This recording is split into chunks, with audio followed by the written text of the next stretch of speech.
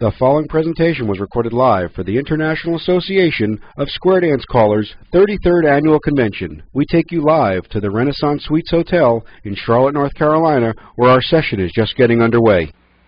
This is the session on square dancing, or competition in square dancing, and Keith Stevens and I are here presently, and we're going to start the program. We each have a little bit of a presentation, and we come at it from a little bit of a different angle. There are three square dance competitions in the United States that have existed for the one in Northwest Washington State and British Columbia, I think, is around 50 years. This one is done in central Pennsylvania, and it started in the early 50s, so it's between 50 and 60, better part of 60 years old. Keith has started a program with the senior games, am I correct? And that's about 2 years old and is being received very well and is yielding new dancers. Within the first year, I think it did that. So Keith will give you some information about that. The Pennsylvania program starts about 9 months before the first full weekend in January after New Year's. And what we do is let me go back to the beginning. In the beginning, in the early 1950s, the Penn State University decided that they wanted to sponsor square dancing as a competition in some way or other. And at that time, it was traditional dancing. So everybody learned to dance. If you understand traditional dancing, if you hear a piece of music, you know how to do that. You have learned how to do that dance. So you didn't have to be a square dancer per se. You just had to learn the dance. Well, that hasn't changed. And the advantage of that is it doesn't take modern square dancers to participate in this activity. All they have to do is learn the dance. So what we have done after records came out in the 60s and 70s, we would find 5 or 6 or 7 records that had good figures on the back and that were clear that people could buy and they could practice the records. By the end of the 1990s, we couldn't get 25 or 30 records anymore, or 40 records for these groups that were competing because they weren't pressing the records. So what we decided to do was we sent out a letter and asked people if we provided a tape or a CD, how would you feel about that? And everybody says, well, we can't find 45 record players anyhow, so we've got to find somebody with a 45 record player, get it taped anyhow. So we said, okay. So what we did is we started to use good music that had existed, and then we choreographed that music. And after choreographing the music, we produce CDs and tapes, and we give that away. We don't sell it, we just give it away. So that's how the music comes into play. The music is available by the end of September of the preceding year, and we are usually getting calls if people haven't received them in the mail, but I don't send them out before about the middle of October, but because the kids are ready to go to dance.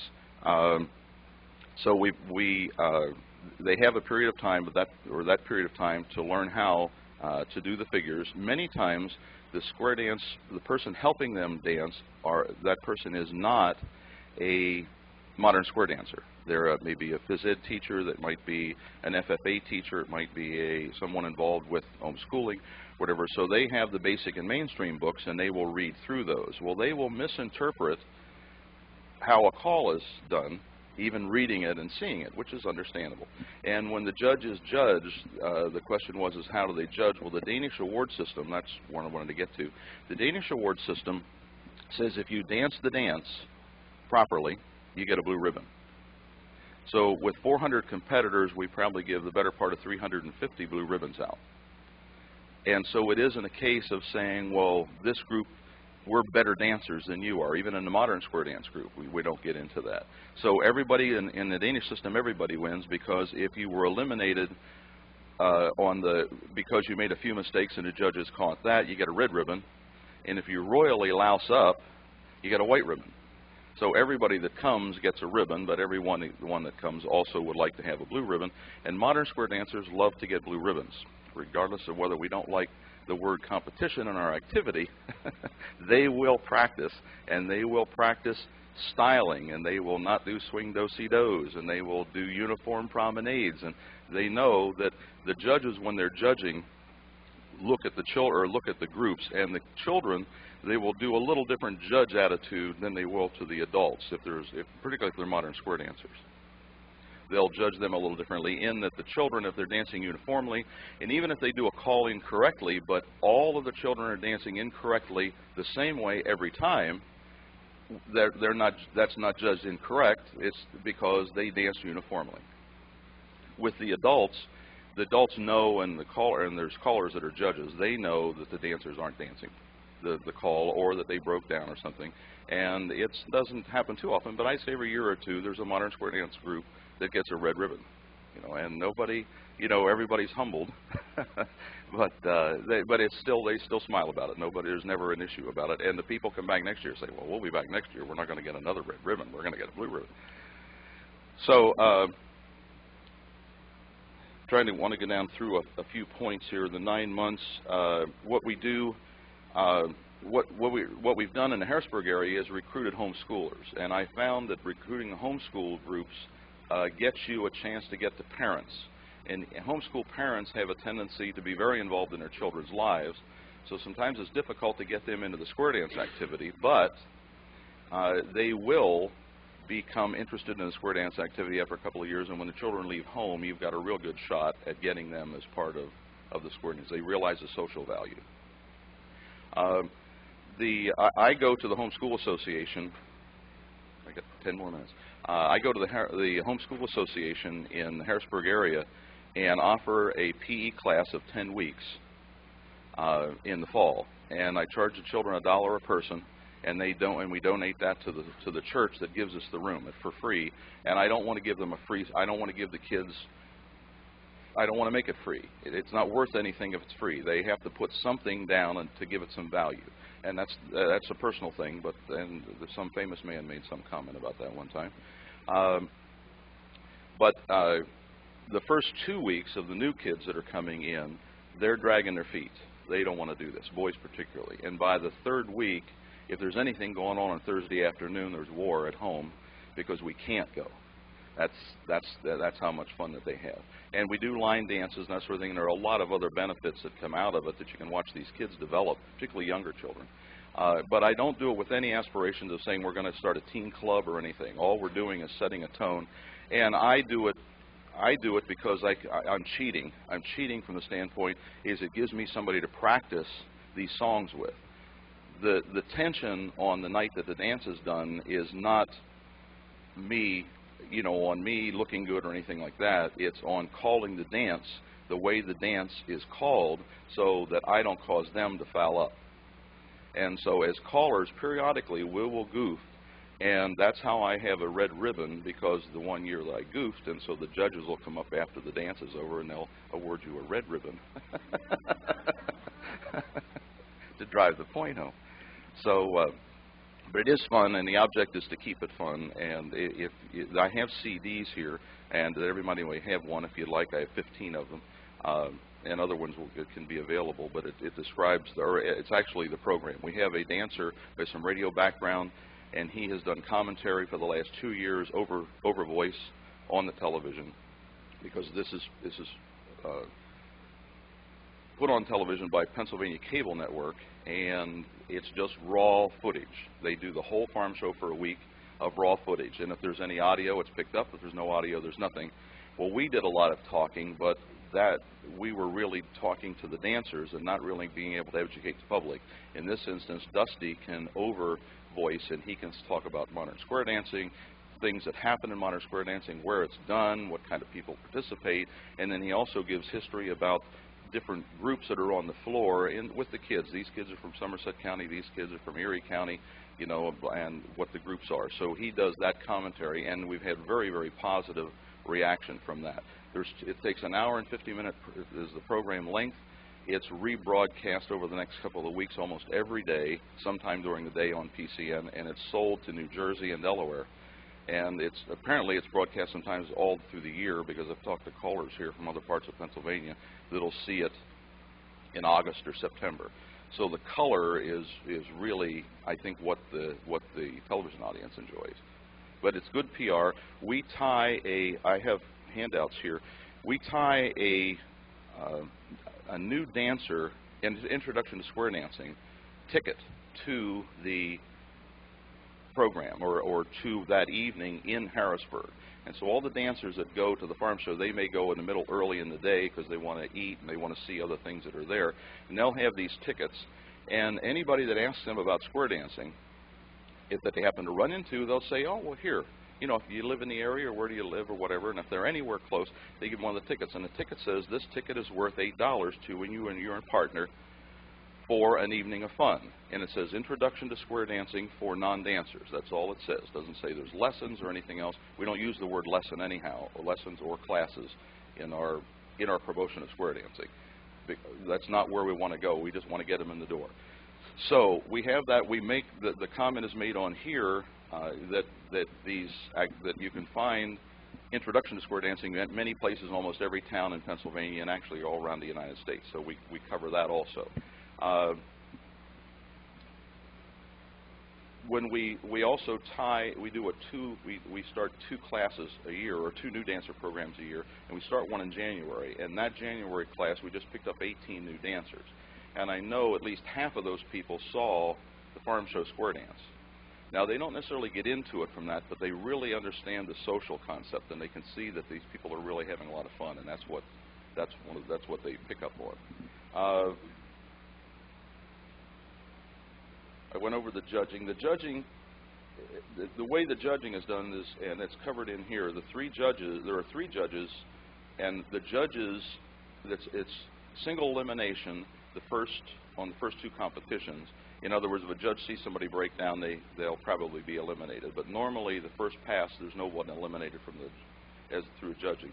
Second time, the second competition is the division, and I explained the divisions. I think here on the tape where you have children under 15 or under 18, 15 to 25, and then any mix. Well, the divisions. There are 3 judges watching each division to dance their dance, and when they do that, when they dance that dance,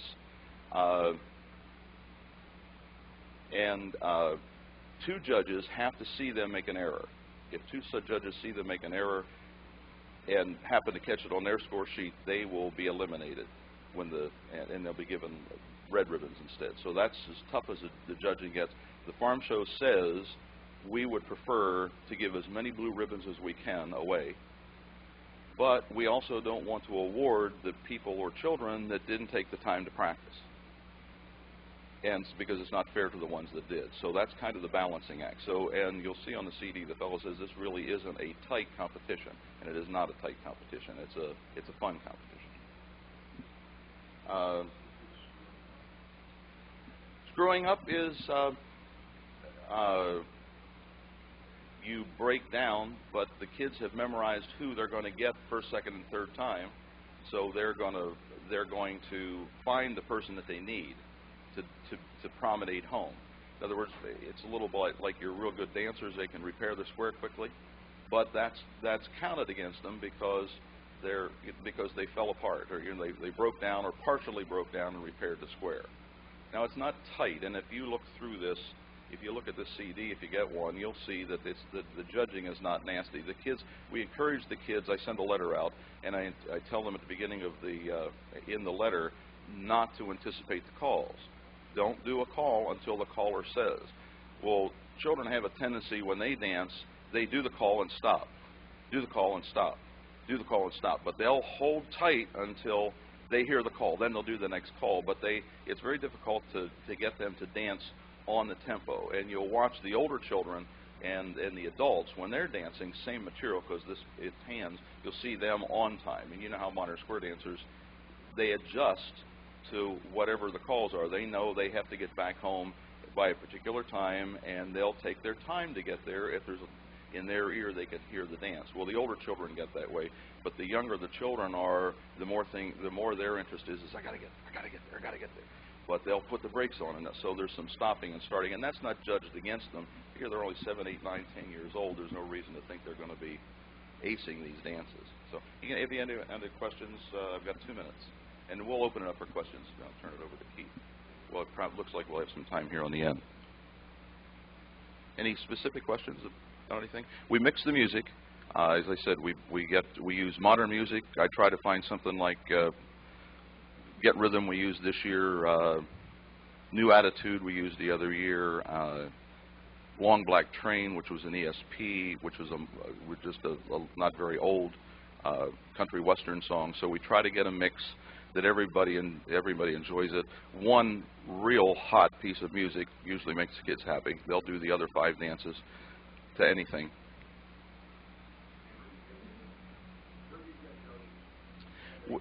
They are callers, right? They're callers in the area. The man that did it for 40 years did the whole thing on his own. And after, when he retired and I moved from a judge into that position, I did it 1 year myself, and I said, this is crazy, for 2 reasons. One is it's a lot of pressure, but on the second side, if I got hit by a truck, the activity fall apart. So there was a caller that was working with a lot of youth in western Pennsylvania who was a good friend. So he and I share the program, and we also have Tom Miller involved, and we have callers that are judges that also could, if something happened, that could fill in. They've usually learned the dances. Hardest thing in this program is a caller is not calling extemporaneously. You have to call the dance. So you can't let your mind wander at all. You really concentrate. And this past year we had a dance: promenade half, square through, swing through, boys run, or swing through, girls fold, peel the top, slide through, square through 3, and trade by, which is a challenging singing call figure for regular dancers.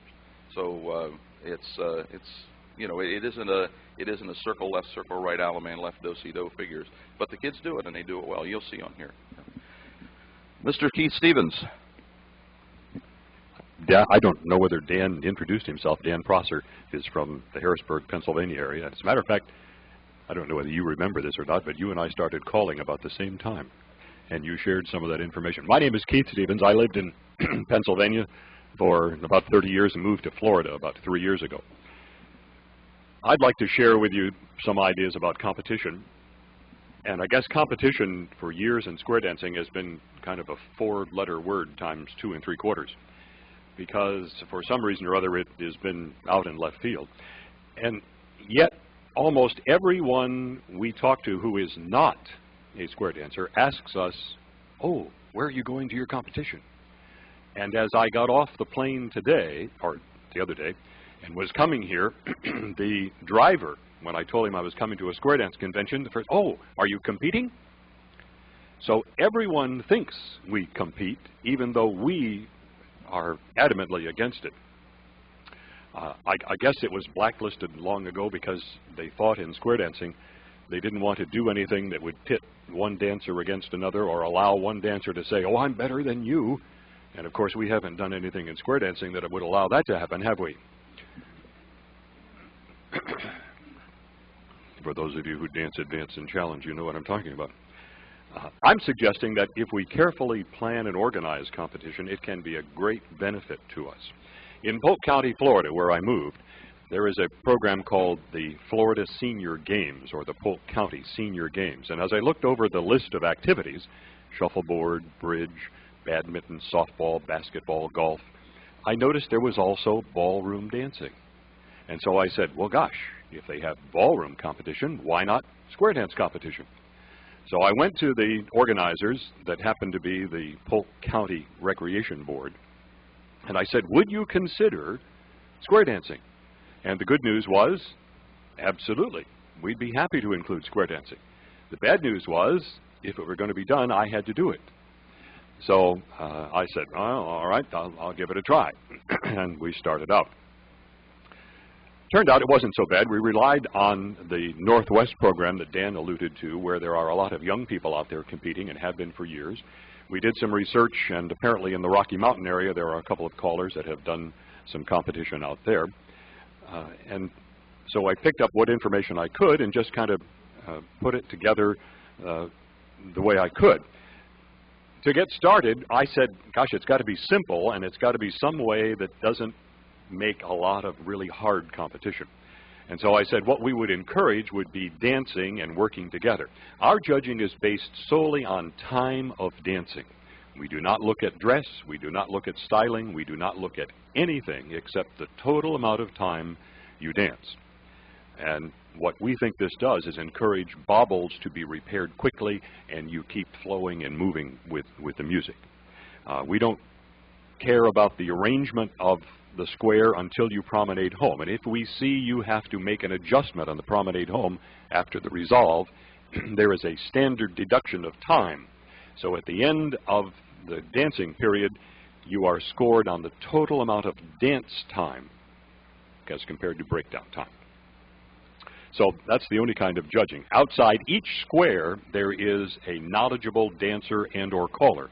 So far it has been callers in each case that know when the bobble has been made and can see whether they have broken down or whether they haven't. And so the stopwatch stops if there's a breakdown, and it starts as soon as they start dancing. We don't care whether they're correct or not. As soon as they start dancing again, the stopwatch starts.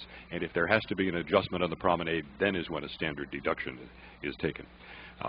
We ask the caller not to try to be tricky, although it is extemporaneous. We ask him to call things that are flowing, that are moved, that are familiar to the dancers. Our object here is to let them have a good time and let them dance, not to make them look bad. And we make this a big event.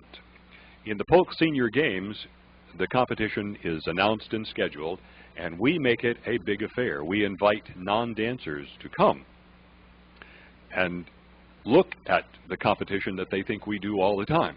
And it has been very successful in doing that. This is the second year we did it, this past February.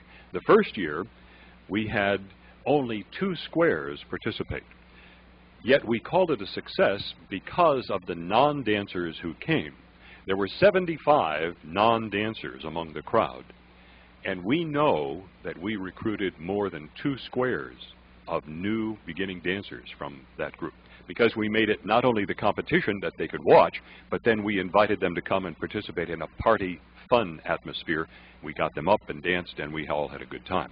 So it's a big event. We promote it as an event. We promote it as something to come see and watch and participate in, and then we give out information where you can go dance, where you can dance with someone else, take lessons if you wish, or whatever.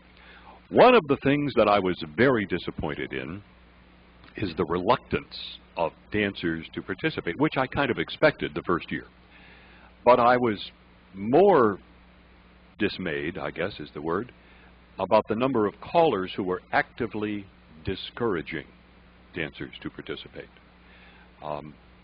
This year, for example, a group of new dancers who were taking lessons wanted to participate, and I said, well, gosh, yes, we'll make a level of competition for whatever call you happen to be through on the list. I had a group of dancers that were learning, and they wanted to participate, and there was another lesson group that wanted to participate.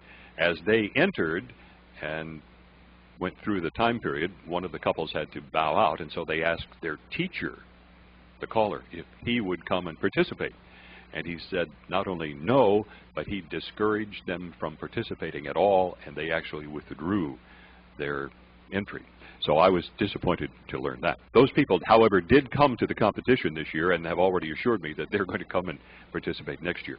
The first year we had 2 squares. This year we had 5 squares. Both of the squares from the first year participated again, and they have been our biggest promoters, in fact, encouraging other people to come and play. The event has been successful both times. We get a lot of participants. We get a lot of dancers. We make it an event, and we make it a free square dance for the square dancers who are familiar with it.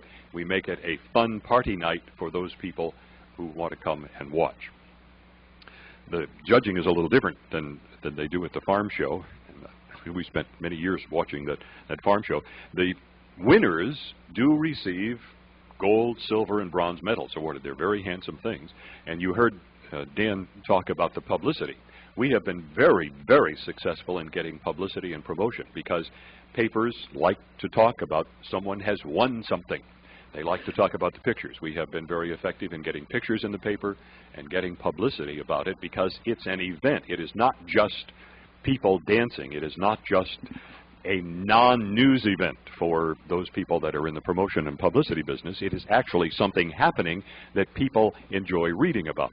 And if you think about it, there is almost nothing else in our culture that we participate in as a hobby that doesn't have some form of competition about it.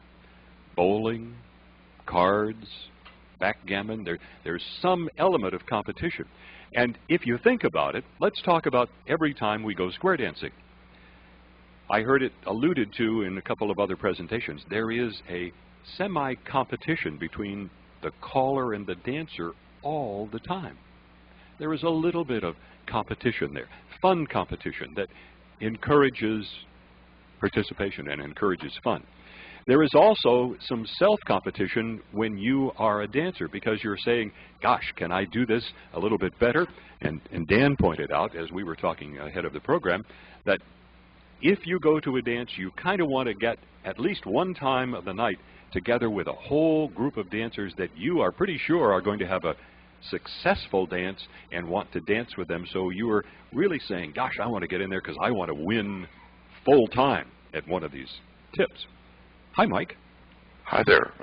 I want to apologize, ladies and gentlemen, for getting here late. My alarm was set for 6 a.m. That was correct. Unfortunately, the clock is 12 hours different, so, which we just discovered. One point to Keith's point, though, is in the normal square dancing competition aspect between the caller and the dancer, it's loaded on our side, because we can wear 3 hats as callers. We're the opposing team, we're the coach of the home team, and we're the umpire. And so the game is set normally against the people that are dancing.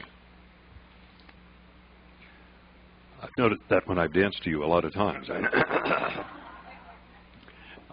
But in this case, our object is to make the dancers winners, and that's really what we do. While the calling at the competition is extemporaneous, we tell the callers, don't do anything unusual, don't do something that the dancers don't expect. What we do ask the callers to do is eliminate the helper words.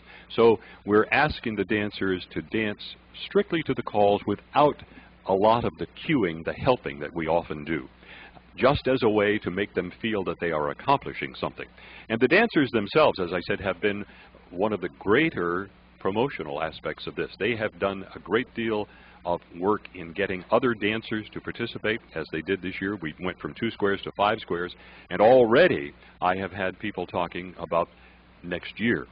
One of the things that I have been most pleased about is that the squares have been made up of not just dancers at the mainstream level and not just dancers at the plus level, but the dancers have gone cross programs to make squares. So advanced and challenge dancers are dancing with plus dancers, and plus dancers are dancing with mainstream dancers. And so we are encouraging the camaraderie and the friendship built to music that we've been talking about for years and years.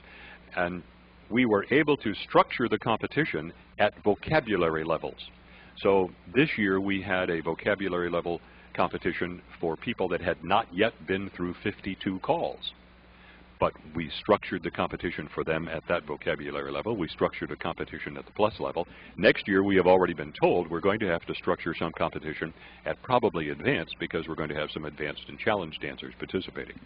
But I would encourage you to at least try it, because I think it is a way we can find a new way to promote square dancing among non-dancers, encourage people to participate, and find a new way within our own activity to enjoy the activity.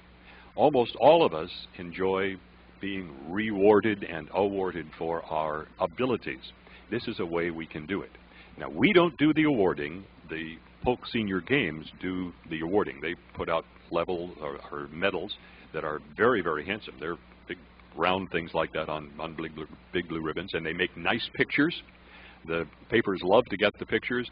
The clubs like to show off the groups that have won. And following the competition, I make a personal effort to go to each of the clubs where the squares have come from and make a presentation at the club of their award, and I give them a picture and a certificate of participation and all that sort of thing. And that is another way that they can recognize their own, be recognized in their own club, and it's another way to promote people coming and doing it next year.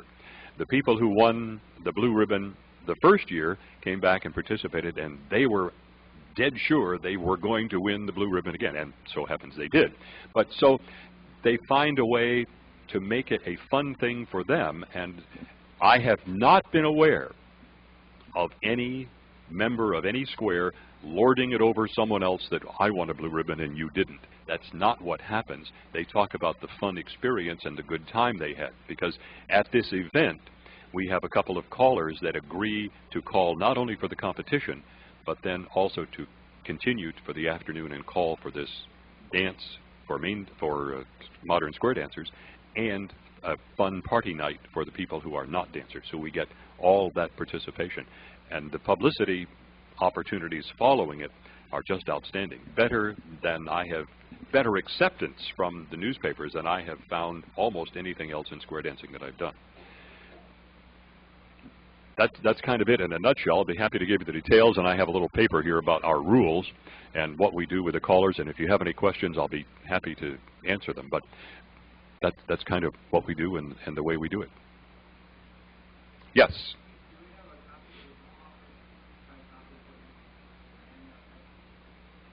No, but it's be easy to get it to you. Not a problem.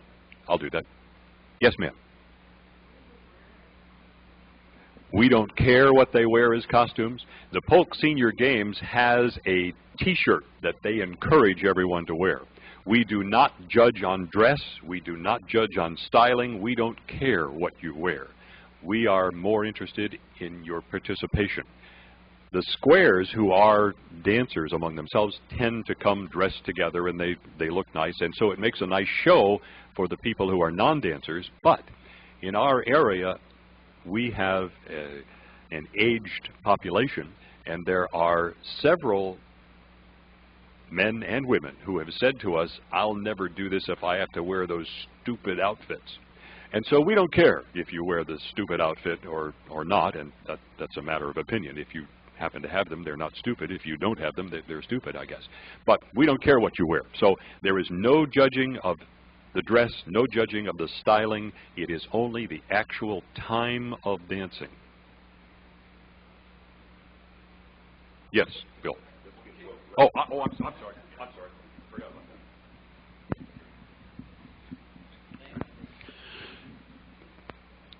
Bill Boyd. Keith alluded to it, but I was there when he tried to introduce us to some of the Florida callers, and the Florida callers, several of them, actually came out so strong against it that it was really challenging. So Keith took the ball completely on his own, and what he did was almost a miracle, because he had to drag some other callers in to originally help. Once they got there, all of a sudden says, this is not so bad. We face a difficult time in our activity, and calling people into this activity and calling it competition is not a bad idea. And they turned me around, because I did not believe square dancing should have competition until you turn around and look at our Olympic Games now. Even has cheerleading, ballroom dancing in the Olympics, totally subjective things going on. You can actually score this. Why isn't this in the Olympics? Because we're afraid of the word competition, and I think Keith in Florida took this and said, well, let's make it something that everybody can do and still have a competition, and he's being very successful. Pulling the teeth out to do it, but he's being successful. Thank you, Bill. I'll pay you later. Thank you.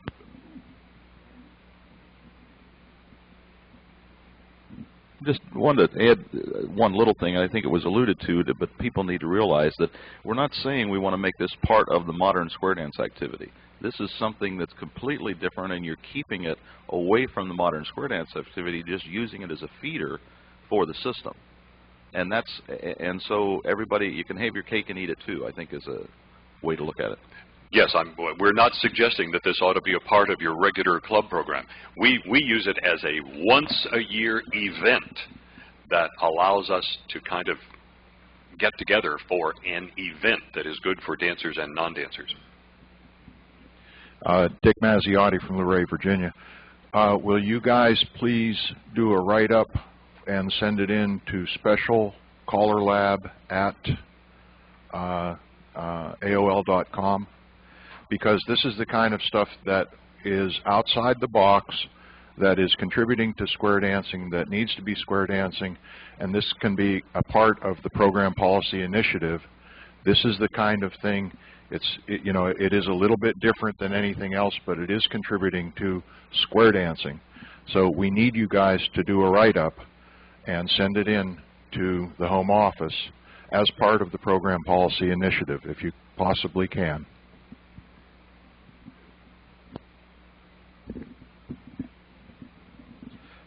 Vernon Jones from Texas.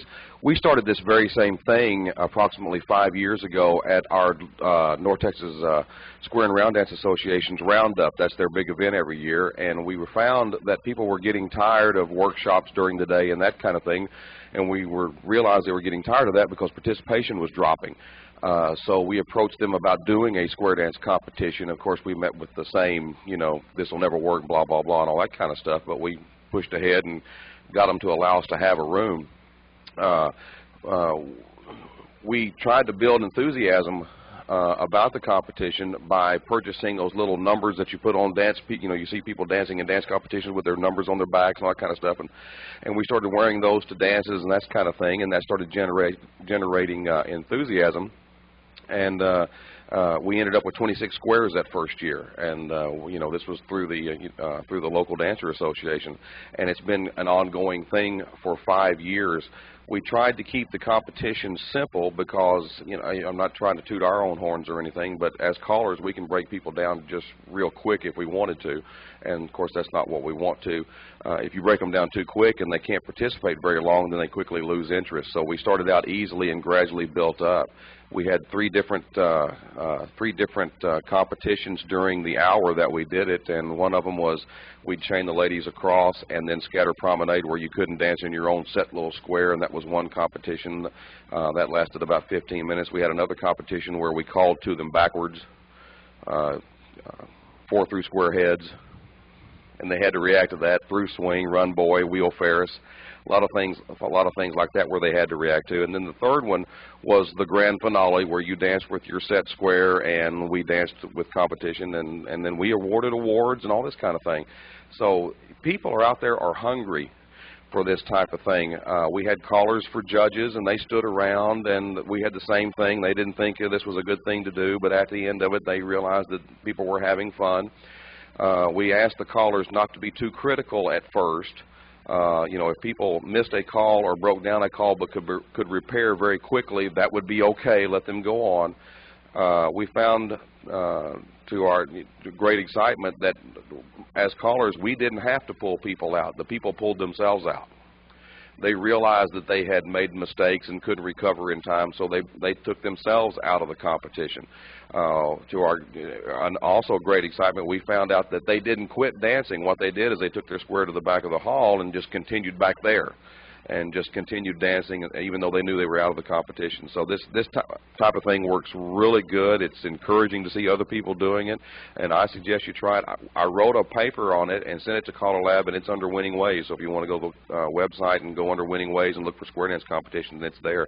I would also suggest that y'all send something in also, as what Dick said also.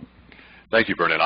If you want to try this, let me tell you from personal experience, you will be beat about the head and you will want to quit because you will get so much resistance, not only from traditional dancers who have been dancing a long time. You will get resistance from those who have been dancing longest first.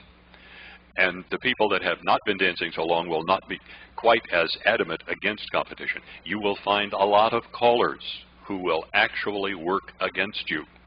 You have to recognize that that's going to happen and say, well, I'm going to give it a try anyway.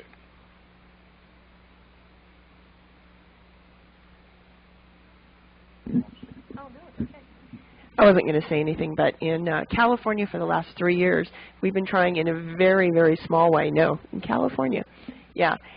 We've been trying in a very, very small way to emulate. Would you give us your name, please? Oh, you're right. I'm sorry. I'm Erin Byers. I'm from Sacramento, California. Trying to emulate what they do in the Pacific Northwest. And we are barely, barely, barely getting off the ground. I think this year will be our 4th year. And it's just a youth competition. It only takes about an hour. We do it in a kind of in the way that Keith was talking about with timers. Each square has 3 timers, and then they average the time at the end of it. The first year I think we had 2 squares, and the next year we had 6. The only thing that I see is that we haven't yet gotten the kids planning ahead to do this. We haven't gotten them to the point where they practice in advance and set up a square and work at doing a great job. It's sort of they go to state convention and like, oh, okay, we're going to get in the competition, and they just do it off the cuff, and whatever group they end up getting together with, that's who dances. So we haven't really turned it into something too organized as far as the kids planning in advance, but they seem to enjoy doing it. They like doing it. We try to get the callers to start off fairly easily and then get a little bit harder and a little bit harder. But our whole focus is to make young people more excited about being there. And for young people, competition is a big deal. It's something that they can really put their heart and soul into. Yeah, Vernon. I'm sorry, Vernon Jones again. I failed to mention for anybody who's interested, if you're attending the National Convention in San Antonio this year, and I believe for the first time there's going to be a teen square dance competition during the day on Thursday, Friday, and Saturday. There's going to be 3 stages. The first stage is Thursday, the second stage is Friday, and of course the grand finale on Saturday. I don't know who's going to be calling on Thursday, so forgive my ignorance there, but I'm going to be doing the Friday and Saturday. So if anybody's interested in seeing that type of thing, if you're going, please find it on the schedule and attend. At this point, let me segue into my portion of this program, simply because it is representing the senior games that have been going on, and that title has to go to the Pacific Northwest Teen Square Dance Festival. If you're concerned about how far competition can go, this is probably the farthest. It's probably one of the most successful ones, and interestingly enough, still maintains its connection with square dancing. The Pacific Northwest Teen Festival was started as a competition that was sponsored by a Vancouver newspaper, and it was started in 1950. It has still kept its same game format across all of the years. So if you're concerned that competition is anathema to longevity, that's not the case at all. The first teen competition was in May of 1950, and there were 16 squares entered into the competition. And it's developed across the years to the point where it has 3 divisions: preteen, junior, and senior. And squares compete within those things. Now, squares practice all during the time of the year. The finals are done with a tape of a mystery caller that no one has any idea of who's calling and what they'll be calling. And so the competitors have to practice and learn square dancing in order to become competent in it. Now, the different programs are limited in size as to what the vocabulary is of the different groups of people. Preteen, of course, is less than junior. The senior group is basically the mainstream list plus 5 plus calls. It started originally being plus, and then slowly but surely things were cut out to prevent it from becoming so hard. And that's the key thing about the material. The material that is presented there for the competition is probably the hardest mainstream we have ever seen in our lives. There is no cueing. T-bones are common knowledge. Doing things fractionalized, 1/2, half of something, whatever, is the way to go. It is really looked upon, and in fact, tapes will be adjusted if there are any cues on them. The tapes from the mystery caller, a caller is contacted to produce these final tapes, is danced by the judges beforehand to make sure that it adheres all their different listings. If there's something terribly unusual on it, they will make a pre-statement to the teens beforehand to let them know that this needs to be done that way, or this call is here by mistake, or whatever the case may be. The teens are allowed to practice, of course, during the year with old mystery tapes, and usually they tend to have the help of another caller in getting their practices together. One advantage of that is that it encourages people to call. They have a place to go to call, and a caller gets a chance to learn to call with dancers that are already somewhat accomplished. And that's different than going out and starting a lesson group, because you see dancers that are your own timing. Now you're seeing dancers that are capable of handling stuff that's more sophisticated. There's also a section on round dancing. There is also a section on round dance cueing and square dance calling that are part of the competition. As far as the actual square dance competition goes, there are 5 judges around the square with timers. Your square becomes unable to keep on going, then the timer goes off. The timer goes back on once they've gotten back in position and start flowing it. They may not come out exactly right. That's not so much counted as the ability to go dance. Most of the squares are identically dressed. They dress well. And the feature of the whole thing is that night, their parents are welcome to come and join them in a whole dance at night. The dance at night runs 20 to 40 squares between relatives, friends, and the teens that have competed.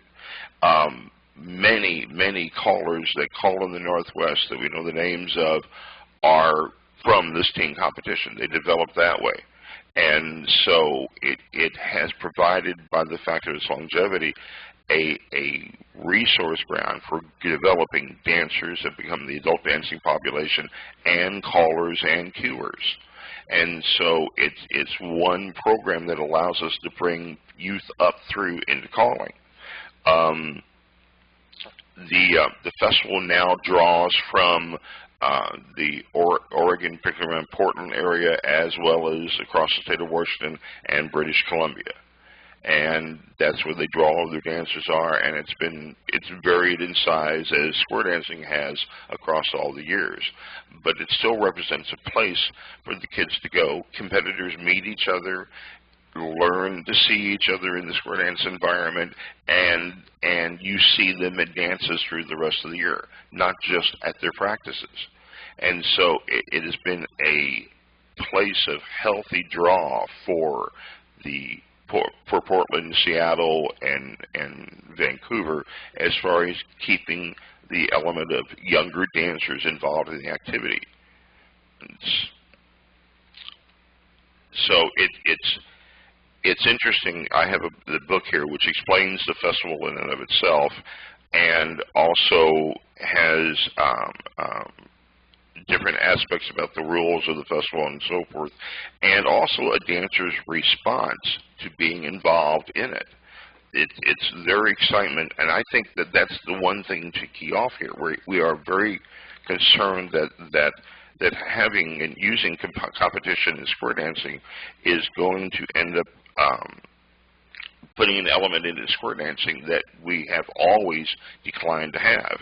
Every one of us has gotten the question about the ribbon on our bandages and what did we win. And we try to explain that there is no competition. But what I found most interesting is there was an article done by one of the actual competitors, and she tells of her life during the year that she danced getting ready for the competition, and how exciting that was. And it didn't leave them in burnout or disappointment at the end of the year. It left them wanting to work harder for the next year. And so I found that this individual response was really encouraging to see what goes on in the mind of one of the competitors here. And it's all these are available off the web, so you can get them yourselves if you wish. And now California has started, as Aaron started talking about, and it's still in its form of trying to formulate its rules and what it's going to approach. But it was basically inspired by the Pacific Northwest Teen Festival, and they've grown across the last number of years. And still, it's a case of learning to feel it out. But now you can see that the idea is expandable and able to take place somewhere else. It doesn't have to be in medium-sized cities like Seattle, Vancouver. It can go to a large metropolitan area and still survive like itself.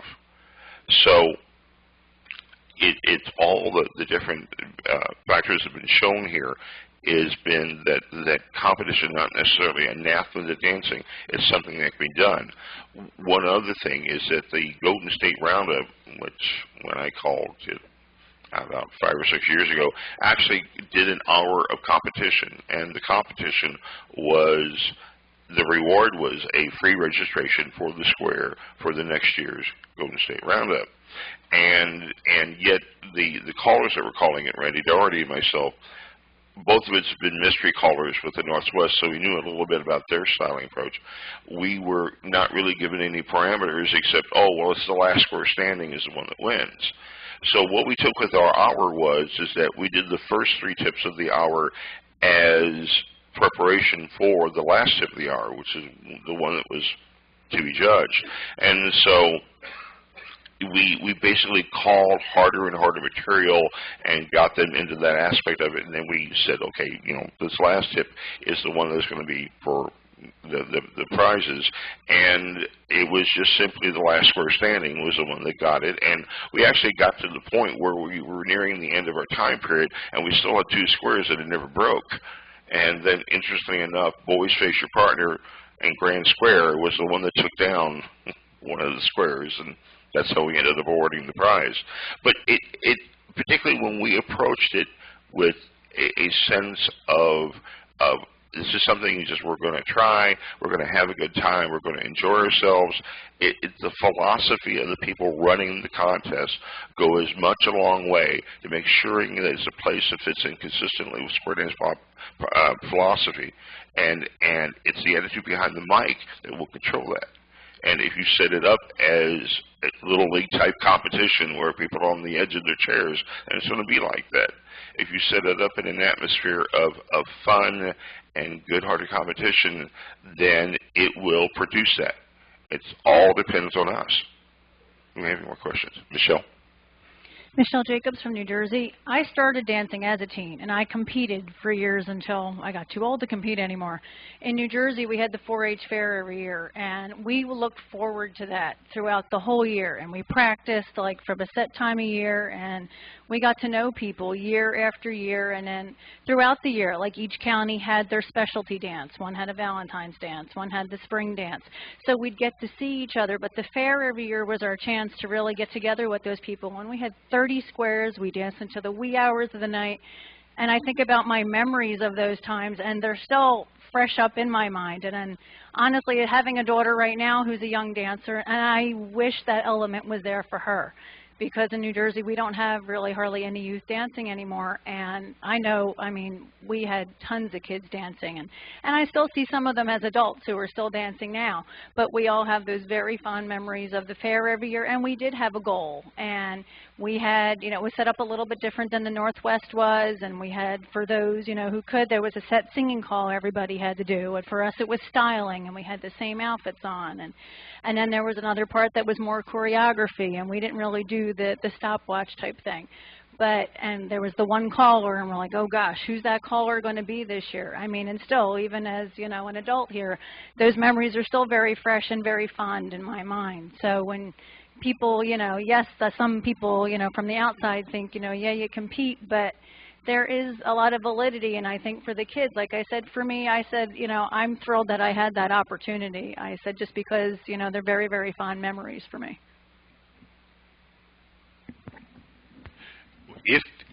Keith Stevens again. If you're planning to do this, I would encourage you to start your promotion and your planning as early as possible, especially the first time. As you can imagine, it takes some real hard work to get it off the ground. And what we discovered the first year was your personal invitation to a square and your encouragement to get that first couple of squares is going to have to be pretty much personal contact. After you get the first couple of squares, then it starts to grow. But it's going to take an awful lot of hard work to do it the very first time. At least that was my experience. And getting those first squares to participate was the key to getting going. Yeah, this is Erin again. Just very quickly, if you want to do something on a small scale, in the Sacramento area, our association has 2 festivals every year. We have our big Harvest Hoedown, which is our, you know, straight square dance festival, and we have a smaller thing we call Fun Weekend, which is a combination of a camping festival. There's lots of square dancing, but we also have all kinds of competitions and games for everything from little bitty kids all the way through adults. There's everything from, you know, you have to pick up marbles with your toes, and there's a football toss and an egg toss, and I think there's a pinochle tournament, and just every kind of little game, anything that we can get somebody to run to get everybody involved with each other. And clubs can have teams in those competitions and get points for a big overall team award at the end of the night, or at the end of the weekend. But on Saturday night, they have what they call a riot square, and it's just one tip, and it's basically an elimination thing. And usually nobody sets teams ahead of time. Sometimes we'll get a square or whatever, but everybody gets on the floor and dances, and the caller progressively gets harder and harder and harder, and people drop off when they break down. But it's not a huge big deal, and then at the end, everyone who's in the riot square gets like a silly hat or something. They always come up with something different for us. So if you wanted to try something on a small scale and just see how people react, you could do it with just one tip, and it's a lot of fun. Okay, just let me insert here while we go past the mic. Dan Prosser again.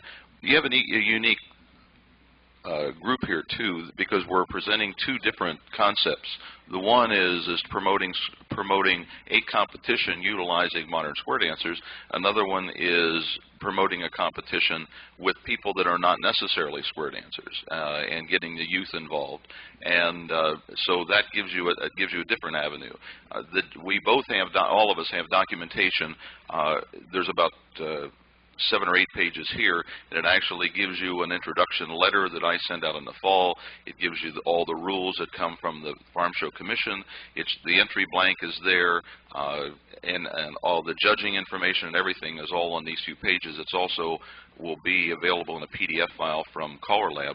But the neat thing, I think, is that you do have the opportunity here to look at it from both sides, and you can get information in either direction, whether you want to use modern square dancers or a combination of modern square dancers and non-dancers that don't have to be dancing a whole year. They can just practice over a short period of time. I do a lot in schools, and I'm trying to get the schools that I do the square dancing for, particularly in the senior highs, to get involved. But I stopped in at Northern High School the other week and talked to the PE teacher, and he just has a great philosophy. But he said, Dan, you know, he said, in physical education, square dancing is the best education product that we do. He said, we teach a lot of sports, but he said from pure education, square dancing offers more to these students than anything else that's done in physical education. Because he said they have to listen, they have to immediately react, they have to interpret what they hear, they have to work with a group of people that they may not like, that aren't socially acceptable in their circles, in the teen groups and this sort of thing. And he goes down a whole list. So I said to him, I said, Tom, I want you to articulate that on a piece of paper. He says, I'm not a writer. I said, I know you're not, but I really would like you. I said, we need that in our square dance activity. I said, I really want to publish that. And I said, I'll give you credit. But I said, those words are perfect to tell why square dancing can be important in schools, and it will have its ramifications. Think about it. If we had a strong school program in the early 80s where we would have teen square dancing and where we have adult square dancing now, we just haven't. We're not going to get teens to square dance, but we are going to get adults to square dance in 10 or 15 years. And if we set a good stage, we do have the opportunity to bring those folks in. Lee Asheville, Salem, Oregon, and we had lost our teen clubs that participated in the Pacific Northwest Challenge. We were very fortunate, and we had a lady caller move down from Alaska who had clubs up there that participated. She put together a youth club. We were both in the State Federation offices at that time, and we helped them raise money to go to their first competition. These kids were absolutely marvelous, and we were the winners because today they will seek us out as old folks to dance with, have no objection to that. And all of the kids that go to that competition come back as winners. There are no losers in that competition.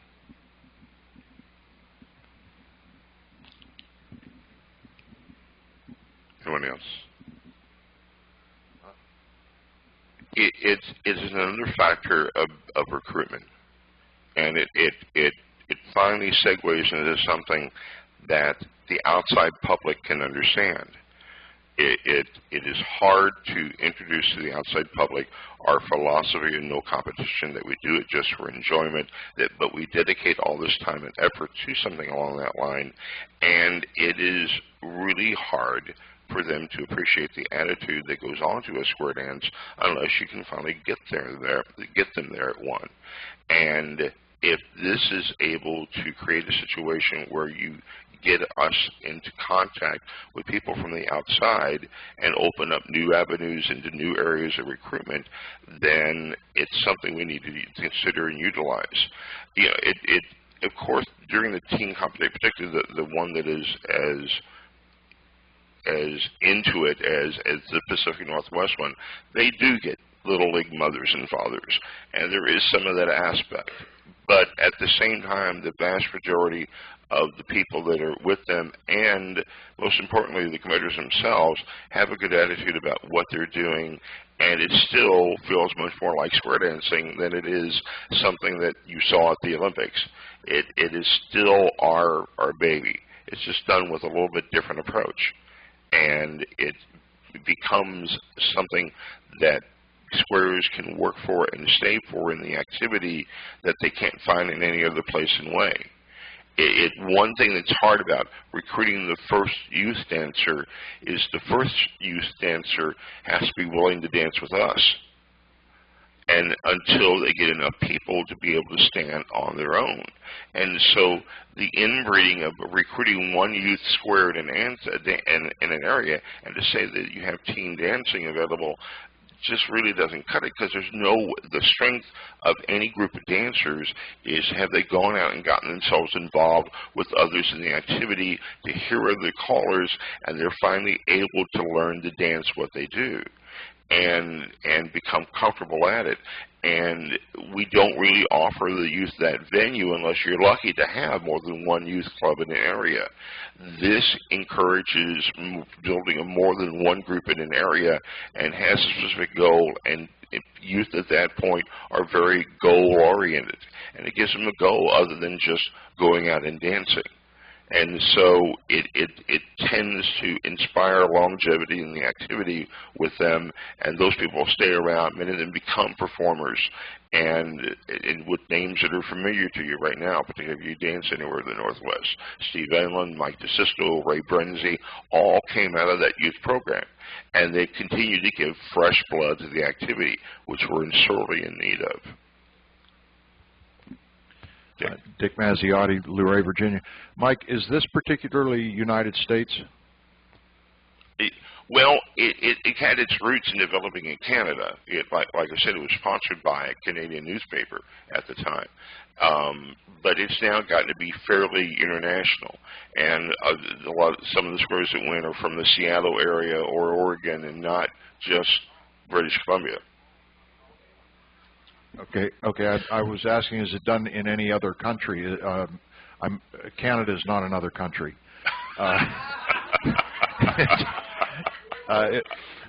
Is it done in Australia? Is it done in Europe?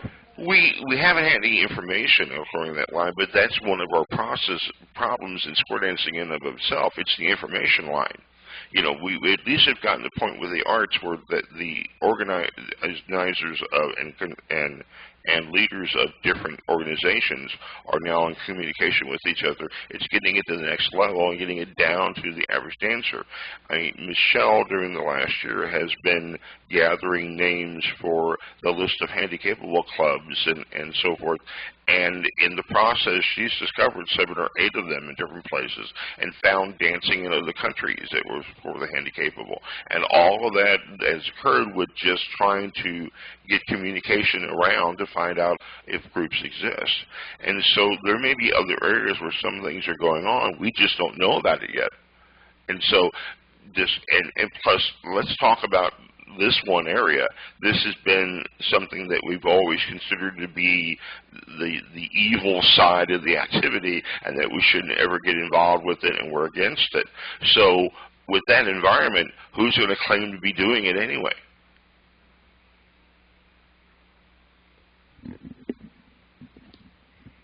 Erin again.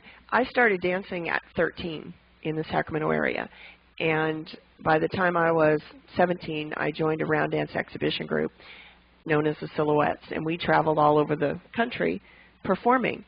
And I was an extremely active dancer, but I never heard about the Pacific Northwest competition until 10 years ago. Okay? It was going on the whole time. None of us knew anything about it. And you got to say, you know, the middle of California is not that far from Oregon and Washington. And we had no information about it whatsoever. So it is very, very true that we are not talking about these things and we're not getting the information out. Because our group is one that probably would have loved to compete if we'd known.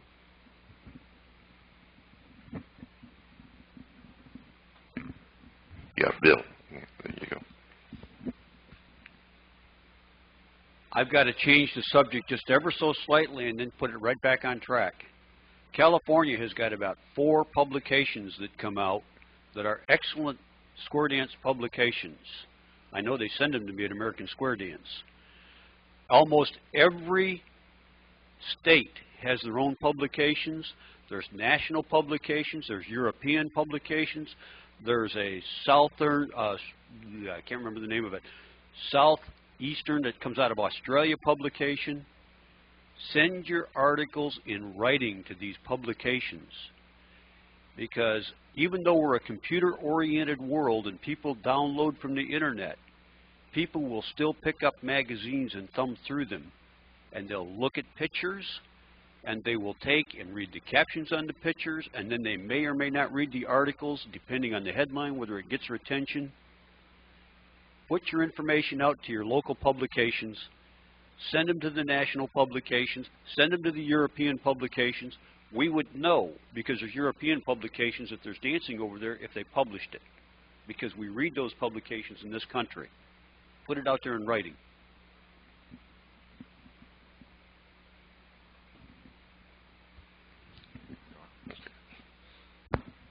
I just wanted to comment. I've been Bob Riggs from Denver.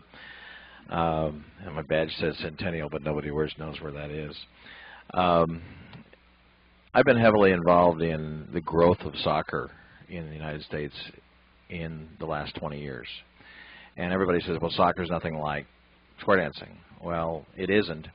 But what's interesting is watching the characteristics of recreational soccer versus competitive soccer, and what happens to the level of the quality of the activity. And as I've looked at, and I'm very excited about having a session like this at CALLERLAB and having this many people here, and I wish there were 4 times as many people here so that they could hear the dialogue. I'm sure there's a few in the room who are going, no, we still don't need it. I think we need competition, and the kind of competition you guys are talking about is really, really good. We don't need, as you said, the softball or baseball mom and dad, the kind of environment, but we do need the sense of providing a forum where kids can get that competitive interaction in a very good way. And so watching the two, I've portrayed how you practice for soccer versus how you practice the square dance. There are fundamentals. There's the interaction. There's a lot of similarities. There are a lot of differences too, but there are a lot of similarities in the way you interact with things. And I think that sometimes looking at competitive sports and looking at competitive square dancing, you can say, well, I want that, I don't want that. I want that, I don't want that. And I think you have to be aware of those things when you're thinking about it. I'm looking forward to being able to get some of this material, because I've actually been looking for some of this material and haven't found the context that you have. So thank you for presenting this.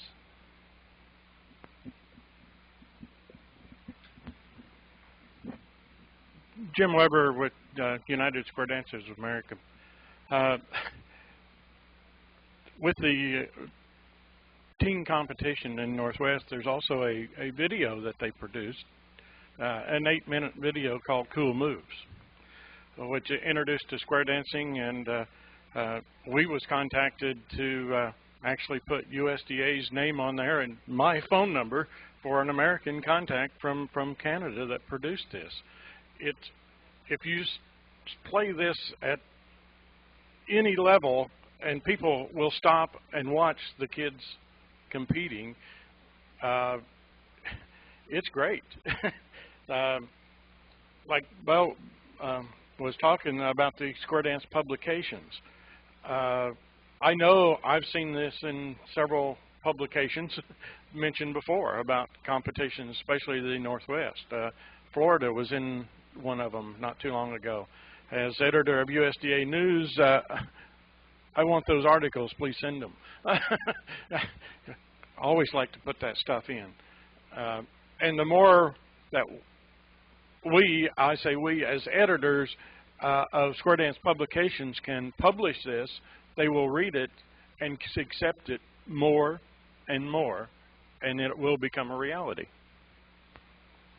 One of the most important things when Dan and I were discussing, the different aspects of the competition idea, one of the things that happened with his group was that somebody wanted to televise it, and that someone else came along willing to do the commentary on it.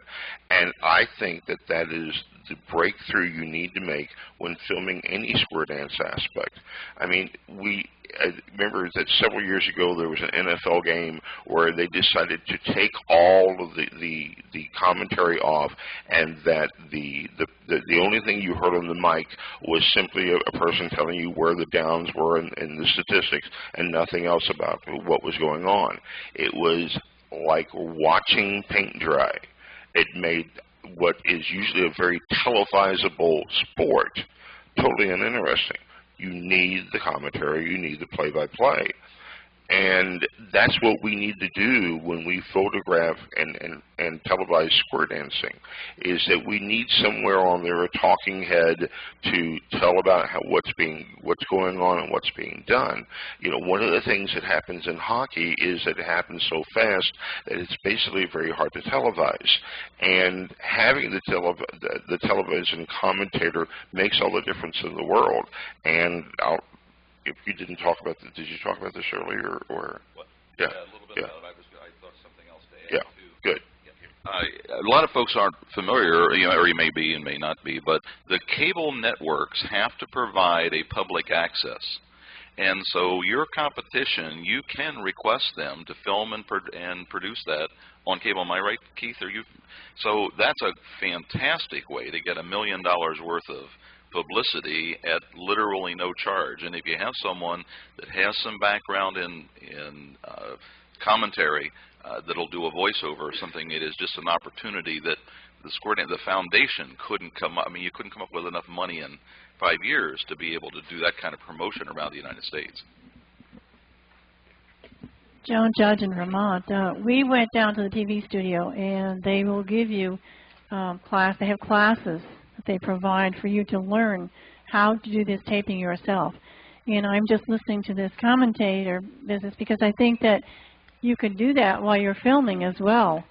If you don't have, if you can't get the cable company to come in and do it for you, you certainly can do it this way, and it works. We've had people come in from that tape that they saw. It's a big help. I appreciate that, and let me speak now as I'm going to take a square dance hat off, and I'm going to put my broadcasting hat on. I was in the broadcasting business for about 30 years. One of the things that I have seen that has been as detrimental to square dancing as anything else is poorly done television. I urge you, if you're going to do something, get some professional help. And I appreciate the fact that they will teach you how to do it, but they will not teach you all the skills you need to do it well. And if you don't do it well, my personal opinion is you're better off not doing it.